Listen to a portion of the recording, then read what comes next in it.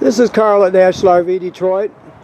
I'm going to walk you through this 2022 Sunset Trail, model number 299 QB. Okay, this is a how-to video. I'm just going to show you some of the features and how they work. Okay, so first of all, you have power stabilizers. You can see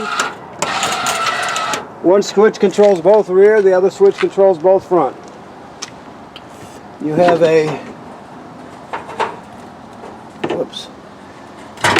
have a pull-out cooktop here. As you can see, it's a griddle. Well, actually, it's a grill. Yeah, grill. And just remember, this is the LP line for it, so you have to plug it in right there into that quick connect. Okay. You also have a refrigerator.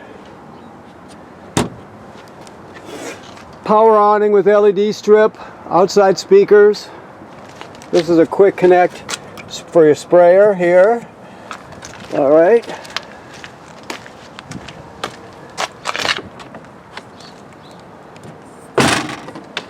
Let's see what else we have here.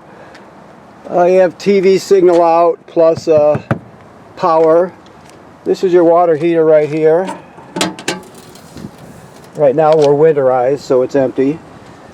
It works on both gas and electric. The switches are inside the trailer. I'll show you where they are when we get in there. And this is, of course, your drain plug here. I believe that's an 1 1/16 6-point socket to get that in and out. Never run the water heater without water in it. It's drained right now, so make sure when summer comes around and you de-winterize it, make sure you refill the water tank before you turn it on, okay?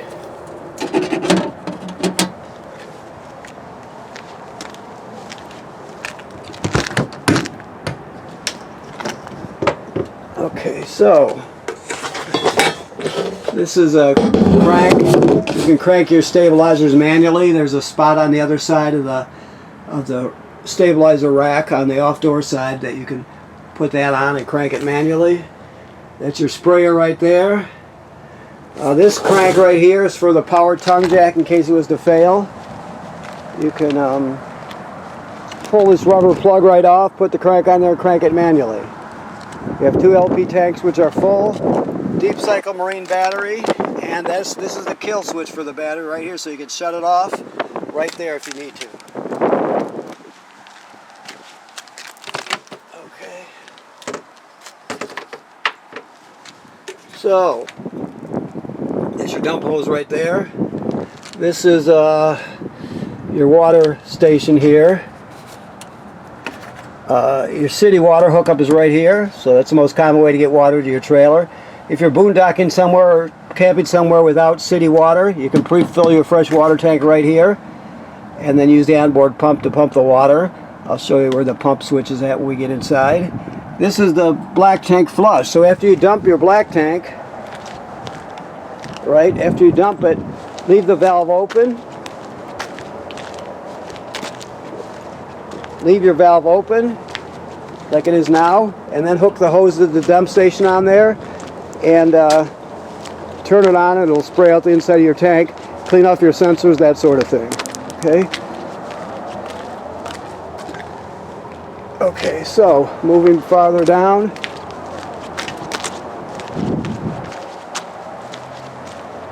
You have a bike door or an emergency door, whichever you want to call it. But you can store in here if you want, plus you can escape through it if you needed to, but some people will use this for storage of bicycles or whatever. Okay. So you have this housing tells us it's pre-wired for a Furrion backup camera kit. We do carry those here if you're interested. Also, while we're looking up, the manufacturer states you should inspect the roof every 90 days. So you need to get up there, have somebody go up there, look around, make sure everything's in good shape, no damage by low branches or anything like that, okay? This is where you hook up your campground cable or satellite. We're back around the other side here, so let's go in. Alrighty. While we come in the door, this is your carbon monoxide LP gas detector. It should always be green like it is. If not, get it serviced. It's important, obviously. Your thermostat is right here. It's very, it works like they all do. You hit the mode button to light it up, and then you just keep hitting it to go through all the different modes. Heating, cooling, air conditioning, fan, that sort of thing.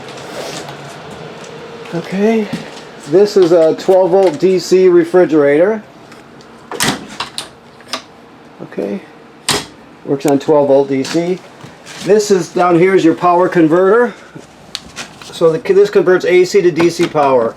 As long as you're plugged in, you'll have 110 AC at the circuit breakers here, and they're all labeled, right? Then the power is converted to 12 volt DC over here. You got 12 volt fuses, and they're labeled. Also, this is a battery tender, so it'll send so much energy your battery needs, and it'll always send enough amps up there to keep it charged as long as you're plugged in, okay? All right. Your keys are hanging on your sink faucet. Okay, your oven, these three knobs right here are for the 3 burners. This one here, you turn it clockwise, it's a sparker. And then this is for the oven. I don't know if he's got the gas turned on. Well, let's see. Yeah, there you go. Very simple. When it comes to the oven, there's a pilot light down there. So let me see. So you can see it spark down there. So you go to the oven knob, you go to the picture of the flame, which means pilot light. Then you depress it and keep it depressed while you're lighting it. You spark it until it lights down here. Once it lights, you hold it for another 10 or 15 seconds to heat up the thermocouple. Then you go to operating temperature. It cycles as an oven does. When you shut it off, the flame goes out, so does the pilot light. So you have to relight the pilot light each time you use the oven. You have light here. Okay. Always travel with your top down. This is a range hood, vent and light, or fan and light. Okay. You have a microwave here. It works like any other microwave. GFCI. There's probably 2 of them in this trailer. All the plugs in the trailer, including the one on the outside, are wired through a GFCI. So if you pop it outside, you're going to reset it in here. Okay, you can drop your table down and turn it into a bed. You just set it on those cleats there and then use the back cushion to fill in the space. You have 2 theater seats. Your TV is more than a TV. It has FM radio. It has Bluetooth, so you can stream from your tablet or your phone or whatever you have. It has 2 speaker zones. A is inside the trailer, B is outside the trailer. And here's the remote that goes with it. This is also on a swing out bracket, so you can swing it out. Your controls are right here. So your awning, your power awning is right here. Never leave that out unattended. Always roll it in if you're not going to be at the campground. Your slide room is here. Then your water pump. I told you about the water pump. That's how you turn the water pump on. That's used for pumping water out of the fresh water tank if you don't have city water. It's also used to winterize the trailer. Light your water heater on gas here. Turn on the electric element right there. Remember, never run the water heater without water in the tank. And then you have tank heaters on this one. So each holding tank has like a heating pad on it that extends the camping season, so you can stay out longer because the tanks will not freeze until it gets really, really cold. Then you have your levels, your battery, fresh water, and the rest of them right here. Okay. Alright, so let's look around, make sure I didn't forget anything in this room. I think I've got it. Okay. So the bathroom, we're still cleaning this, by the way, so it looks a little dirty, but it'll be in good shape by the time you get here. Sink and shower work like any other sink and shower. The toilet is an RV toilet, so it sits right over a black tank. Right now there's antifreeze in it, as you can see. But when you get to the campground, you put a dose of chemical in the bowl, and then you step on the pedal and hold it down long enough to put at least a gallon of water in the black tank up below, along with the chemical, and then it's ready to be used. If you don't do that, that's considered using it dry. And if you use it dry, it'll get clogged up, number one, and number two, it'll smell terrible. So you always want chemical and water in there when you're using it, okay? Anytime you dump your black tank, if you're still going to use the trailer, you're still camping, then you'd want to repeat the procedure. Dose of chemical and at least a gallon of water. All right, so you have your bunks like this. This one folds up here into this position, and you have a kind of a jackknife fold-out sofa. I guess a fold-out sofa. All right. There's a backing plate here for a TV, and then your TV hookups up here. Okay. As we move up into the bedroom, you can pick up the end of the bed. There's some storage underneath it. You can, you have TV hookups here and a backing plate. So you'd want to get a swing-out bracket that swings out to right now towards the bed, so you can see it when you're laying down. Okay, and here's an emergency window. Works like this. Push it all the way through. Grab a hold of the red tab, pull the screen out, and you can escape during an emergency. Okay. Okay. This packet here has all your literature in it. Right there, okay. So like I said, the keys are here. It has antifreeze in it, so it's winterized. So, okay, I want to thank you for purchasing your trailer here at National RV Detroit.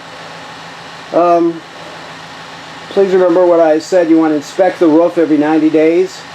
You're going to look for cracking or separation at all the sealant. You're going to look at the roofing attachments material, make sure they weren't damaged by low branches or road debris flying up there, anything like that. You can't see what's happening on the roof unless you go up there, and it's important to know what's happening for your own, to protect your investment and that sort of thing. So make sure you do that. And right now this is a winterized trailer. The water's been purged from the system, replaced with antifreeze. So it's filled with antifreeze. The water heater is drained and bypassed right now. So you're all set for the winter, okay? Thank you.